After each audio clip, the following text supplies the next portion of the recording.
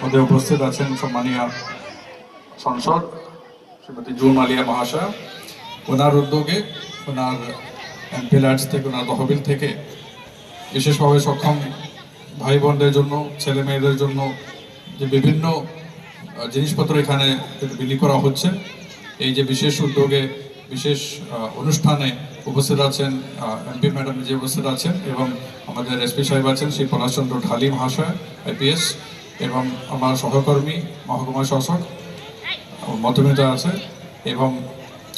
মিউনিসিপ্যালিটির chairman Shri Somen খান, অন্যান্য অতিথিবৃন্দ। আমি সবাইকে সম্মান দিয়ে নাম নিয়ে সময় নষ্ট করছি না। সকল অতিথিবৃন্দকে আমার আন্তরিক শুভেচ্ছা জানাচ্ছি, এবং উপস্থিত প্রত্যেকজনকে